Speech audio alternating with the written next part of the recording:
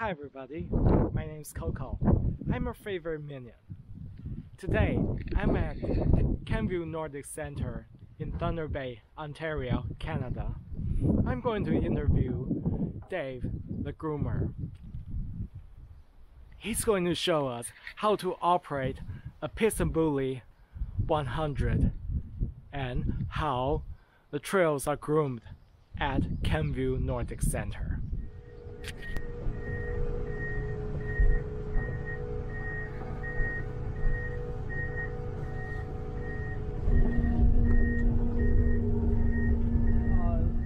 Let's start from introducing yourself and and this piece of equipment. Okay. All right. Okay. You ready? Okay. Yeah. Hi. My name's Dave Suddy. I'm the general manager and groomer at the Kamview Nordic Centre, and I'm out with Gene in our new 2022 PistenBully 100. Just showing them how it works and going through some grooming things. Thank you very much. No problem. Yeah.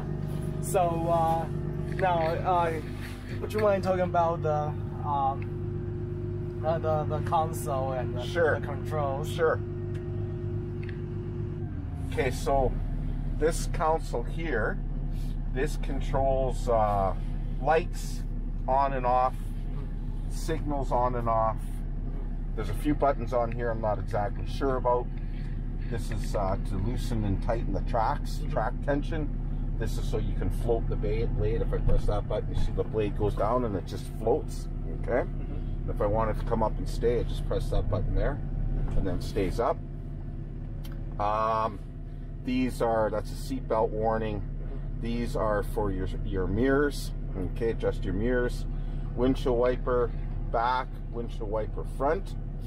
These are defrost, so this is the back. This would be the sides, and this is the front. And they also do the mirrors too. And the mirrors are electric, so you can adjust them electrically. Over and through here, there's a couple of buttons on here that aren't used because we don't have the attachment on it. I can't remember 100% what that's for. This is if you have a bigger machine that has a split shaft in it. The bigger ones will be split in the middle. This locks it. Ours just has a singular shaft, so we don't use that. This button here is for when you put the machine in reverse, and if you're tilling, it automatically lifts the tiller up so you don't back over it. And this turns the tiller on and off. And then this is your parking brake here. Okay, so now this particular screen here is the one that I'll have going all the time. This gives me all the information of what's going on while I'm working it. We have a we've got a tachometer here, tells us the RPMs. It has the fuel tank fuel gauge on it. Has the DEF, which is that diesel additive that we have to put into the machines now with the tier 4 for emissions control. Gives me my speed, gives me the time, outside temperature, gives me engine temperature, and lets me know what the oil pressure is. Okay. Now these all correlate to what's happening in the back. So this particular one here, that's down pressure, so that's how much the tiller pushes down on the ground. So if I drop the tiller on the ground like that, now you should be able to feel this, Gene. You feel that? Machine moving back and forth. So when I twist this button here, what it's doing is it's pushing down on the tiller, so it's compacting the snow. Now the next one I have here, this is your depth of cut, and that's all controlled with these two buttons. So basically what happens is, as I go down like this on the, sorry, this is the depth cut here. So what happens is the machine's still pushing down, but the actual tiller on the back pivots and is pushed down hydraulically, so the tines go in deeper. This particular one here tells me how fast the tiller is spinning, okay, which is the shaft on the back. And then these tell me what's going on with the track pan down pressures, okay? Now, if you look at... so the trackpad is for a classic. Yeah, that's correct, yeah. You can see in the back there, Gene, they're there. Yeah, okay. So now when I'm using this, so this will tell me when I put this, when I hit this, okay, so all these buttons here operate all the functions, eh? So this one here raises and lowers the actual tiller here and here. These two here control the depth of cut, so whether it's lower or higher. These two here control the track pans, whether they're up or down for classic skiing. These buttons here are just a quick button for windshield wiper intermittent. Okay. This button here controls the tiller. I can swing the tiller, you see, if I need to. And then these are, this is I believe a lock. But yeah, if I press this button here, what happens is it'll center the tiller and lock it in place. Sure. And then if I press this button here, then the tiller is like a trailer, so it'll follow you around, so you get the nice corners and stuff like that. Sure, thank you. And then, what else have I got on here? Okay, so now this machine will also tell me what's going on. So right now, that shows everything. The tiller is in the up position, and I've got the parking brake on. So if I want to go, what I'll do is I'll drop down the tiller like that. Okay, so that tells me the tiller is down, and it's yellow in the back. Now if I take this switch here and take the brake off, press this here, what'll happen is this will turn red. So that tells me, I'm sorry, it'll turn yellow. So that tells me this tiller is on. So to make that function work, all I have to do now is step on the throttle, and then that'll turn red, and you'll see grooming stuff come out the back here. Just watch here. Okay. See? Yeah. And I should probably, there we go. So now we're grooming. Okay. Now back on the tiller also, we have some finishing flaps. You can see they're just white. So I'll know those are down if I press this button like that. See, now the flaps go down. We might have to go outside and have a look there, Gene, after. Okay. And then, so that tells me the flaps are down, and then if I press this, that tells me track pan's down.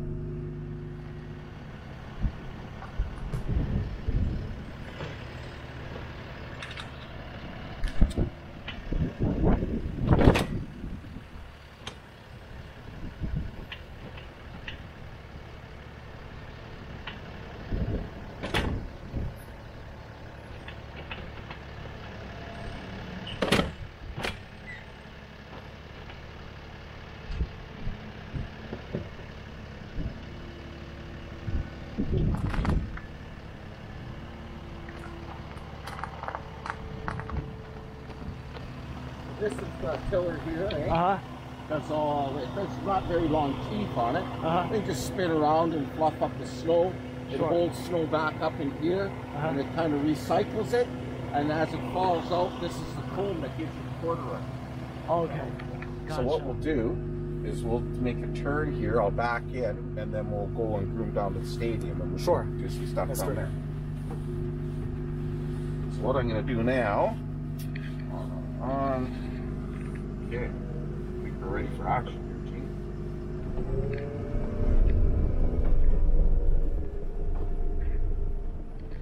So a lot of times what we want to do, Gene, is you want the snow to come out smooth, just like that.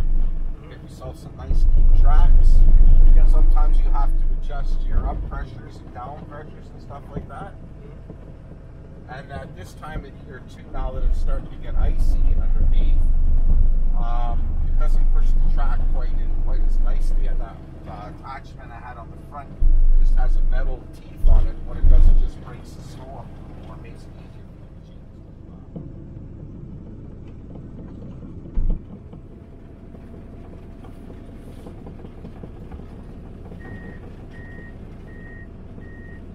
Just put the warning beacon on so people can hear that we're coming.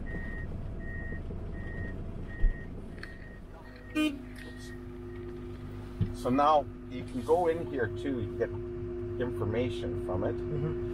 So if I go to this one here, this will give me information about engine hours, gives me how much time the actual machine's been running. It shows if there's been any overspeeding of the engine. Gives me how many hours the tiller's been running. Gives me kilometers that I've traveled. You've got different trip settings you can set on it. Gives you fuel consumption per hour. Sure. Gives you, well, I see it gives me hours of each individual person that's operated.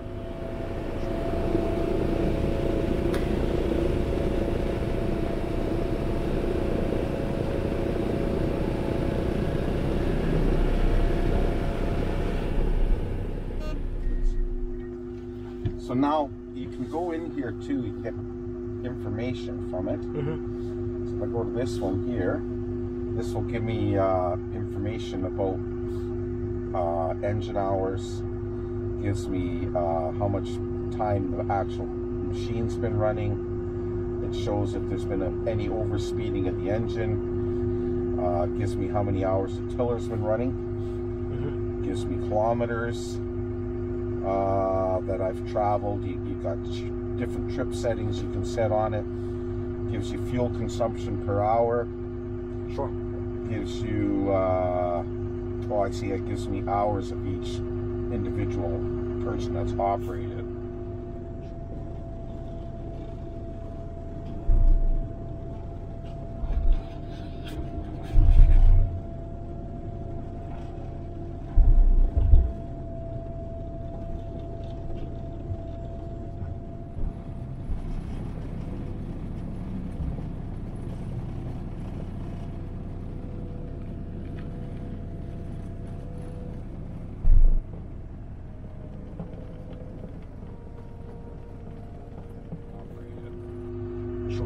And so the service interval for this machine is how many hours? It depends. It's different different things at different times. Usually try and grease it every couple of weeks. You know, it's good to even go over it maybe once a week, every 2 weeks, just to make sure everything's nice and tight and stuff like that. Before I even start the machine every morning, I have a checklist that I go through. I check all the, make sure all the wheels are on and the lug nuts are loose, check the track, make sure there's oil in the engine, check the hydraulic oil, check the, and check the coolant, and then we're all ready to go. But usually it's pretty good. Change the oil depending how much you're using it at least once a year. Grease it every couple of weeks. And just go over it and check any nuts and bolts and stuff like that too. And understood. So changing the oil once a year is yeah. I think it's about.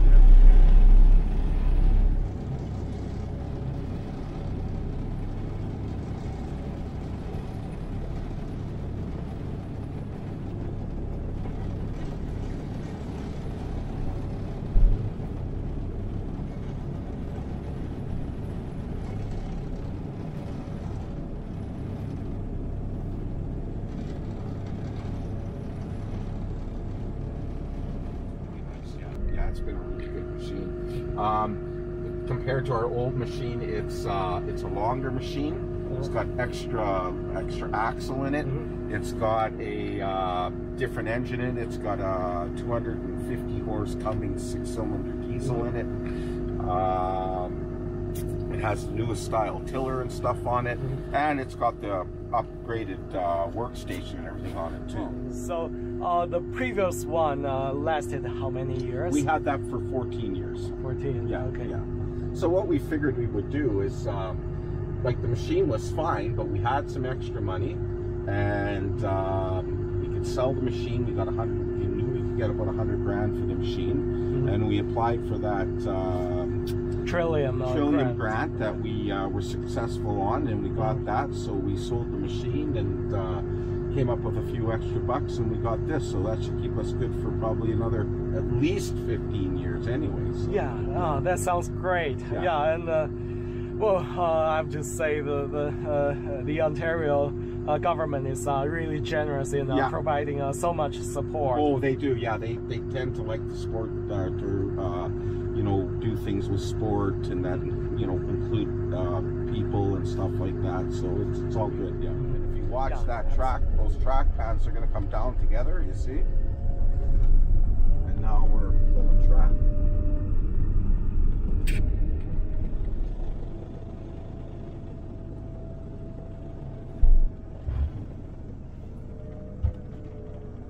Okay, now the pants are up. Yep. Just turn it around because I can't do a set of track that tight. And then I got the side finisher I put down too because that helps not leave any track marks. And okay, so now we're going to go and set some more track here.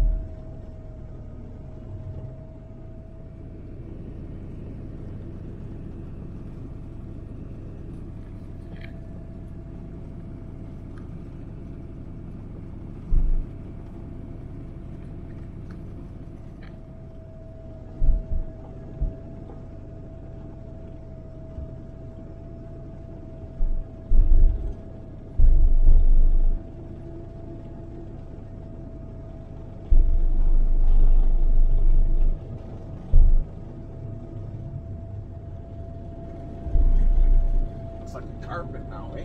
Yeah, absolutely.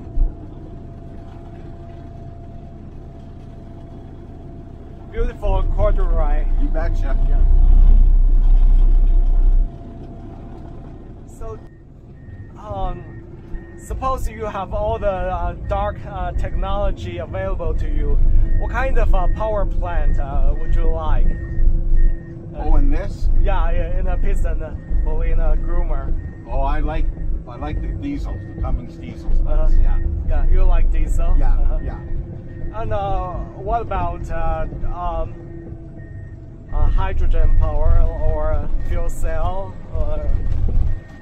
Yeah, I guess I haven't really studied much about that, but you know, I guess when they get the technology and stuff like that, get it going, it'll probably work pretty good.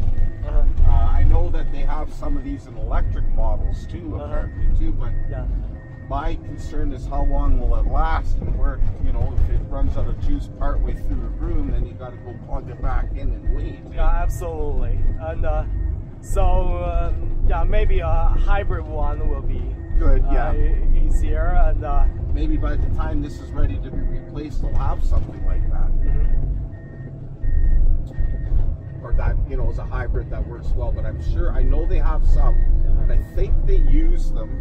I don't know if they use them at any outdoor ski resorts, but I know, you know, like in Dubai and stuff like that, where they have indoor skiing, I think they use them in there. Yeah, yeah, they can.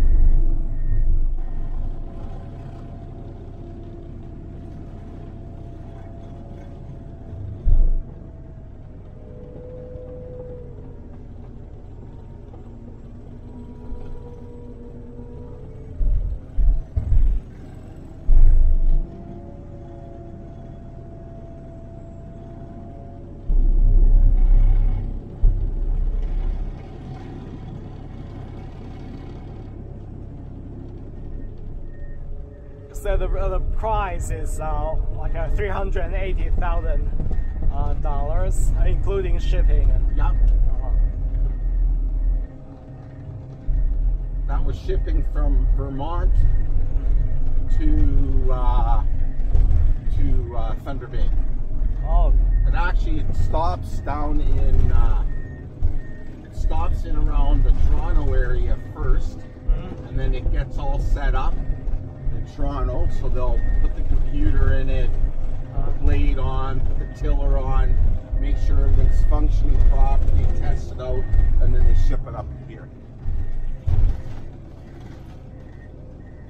On the super sharp corners like this that go more than 90, I will pull the track out because the track doesn't follow around as nice and kind of will skip around the corner, right?